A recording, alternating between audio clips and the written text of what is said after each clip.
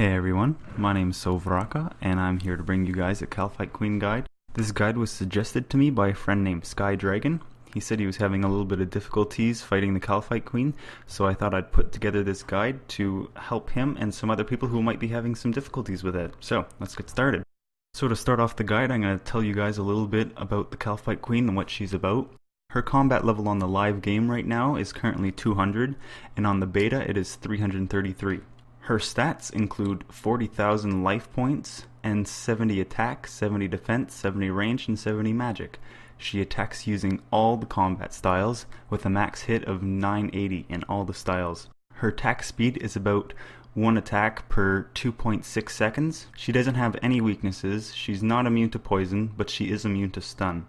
The Kalphite Queen is highly aggressive and will attack any player, regardless of their combat level. Per kill, the Kalphite Queen will award the player with 985 combat experience, along with 325 constitution experience, and if you're on a Slayer task, she'll award you with 1347 Slayer experience. The Kalphite Queen is a Kalphite, and due to that, she can be assigned by Maxna, I don't think I'm pronouncing that correctly, or during the quest While Guthic Sleeps, he will be replaced by Actrian.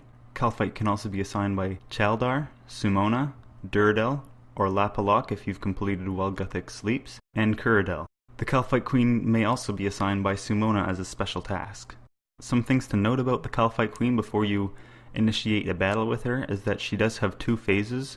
Her first form will be immune to magic and ranged attacks, while her second form will be immune to melee attacks, and both forms will use the same attack style, having the same max hits. So be sure to bring a combat style switch. According to the RuneScape Wikia, her ranged and magic attacks also have the ability to bounce to other players in the room, meaning that she can damage all the players inside the room using just one attack. These attacks, however, cannot turn corners. Her ranged attacks also cannot go through herself. She is immune to leech curses and will destroy dwarf multi-cannons if you set them up in the room. However, if you do use leech curses, your stats will be boosted, and you will get a message telling you that the enemy's stats have been drained. However, obviously her stats won't be drained. As far as equipment goes, I would suggest bringing your best melee gear for when you're using melee, and when switching to range or mage, depending on which one you use, you're going to want to bring your best switch for that set as well. My recommended gear would have to be War Priest. I love War Priest. I use it for everything. If you have the Mighty Slayer helm, I would recommend to bring that, as it is a great all-around helm. If you have a skill cape, I would recommend bringing one, as it does give a bonus to all combat styles. For necklaces, you can bring an Amulet of Glory or an Amulet of Fury if you have one. For your ring slot, I like to use a Ring of Wealth, but you might want to use a Berserker Ring or a Tokkul Zo if you have one, but that's really up to you, to be honest. For melee equipment, I would recommend bringing Bandos, maybe Guthans if you want to use that for a little bit more tanking damage. Or if you have Dragon, that would work great as well. If it comes down to it, you can use Runite. You will take a little bit more extra damage, however, simply because of the less defensive bonuses that Runite has. For a melee weapon, I would bring the best weapon that you have. That could be a God Sword if you have that. That could be a Dragon Two-Hand if you have that. Or if you have anything better, I would recommend bringing those. For this demonstration, I'm going to be using Dragor Longswords, just to make the kills a little bit quicker, and just to give you guys the gist of what it's like to fight the Kalphite Queen.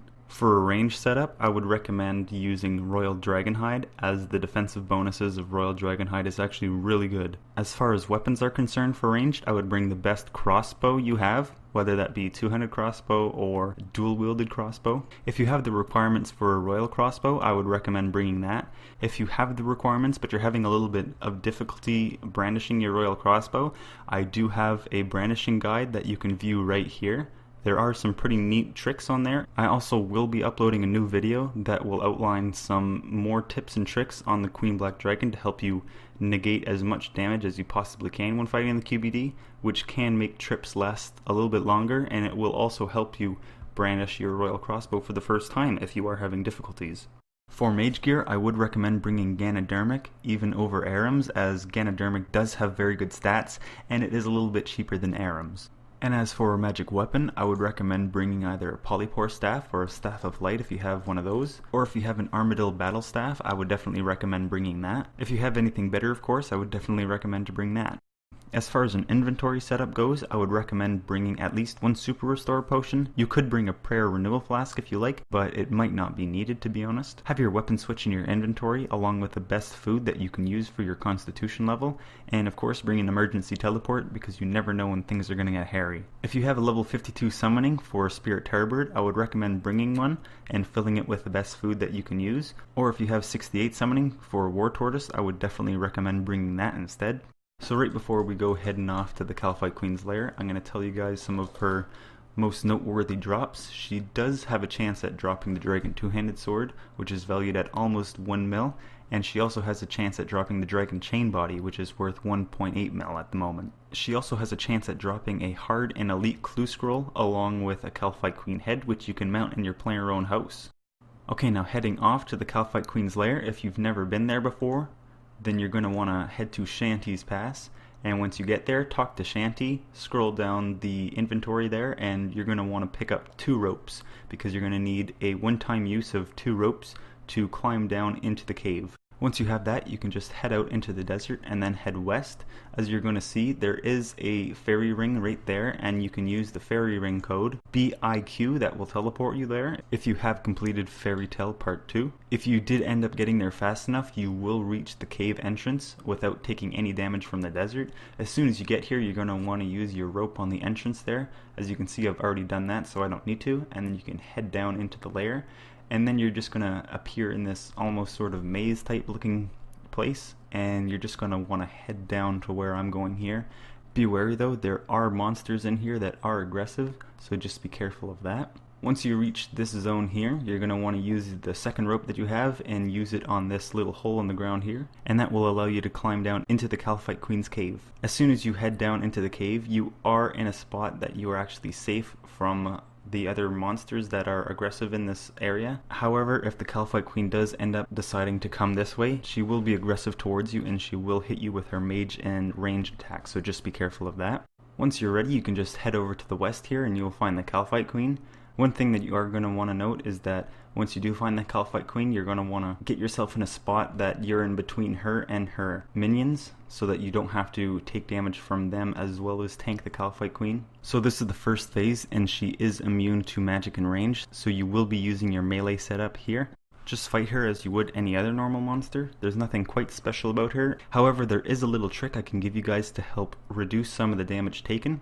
When she shoots a lightning bolt at you, she will be using her mage attack, so when you see that, I would recommend praying against magic. And when it looks like she's shooting a bunch of darts at you, that will be her ranged attack, so at that point I would recommend praying range. Say for example the Kalphite Queen starts off attacking you using a magic attack, I would recommend using Protect from Magic, as that will help reduce some of the damage taken. She will use each attack style for around 3 to 4 hits each, so it is kind of predictable to, let's say, for the first 3 or 4 hits pray against magic, and then you can switch to range when you notice her using her ranged attacks, and that will help reduce some of the damage a little bit. Heal when needed. You do not want to get down to a very low amount of HP, because her magic and ranged attacks will hit you 100% of the time, so if you're overconfident, she might just wipe you.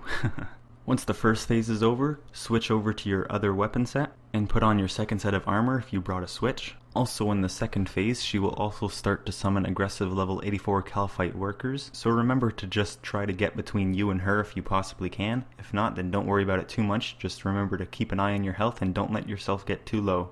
And once again start whittling away her HP. She does seem to give you a little bit more difficulty during this phase, so just be careful of that. And once you're finished with that kill, pick up your drops, and if you're done with your Slayer assignment, then you can just teleport away. Otherwise, you can just wait for her to respawn. The spot where you climb down the rope to enter the Kalphite Queen's cave is a good spot to wait for her to respawn if you do plan on doing that, as the other Kalphite in that room are not able to reach you at that area. She will take a few minutes to respawn, however, so just be aware of that.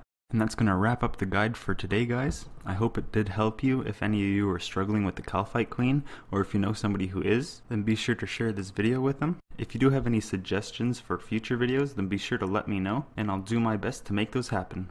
Alright, see you later, guys.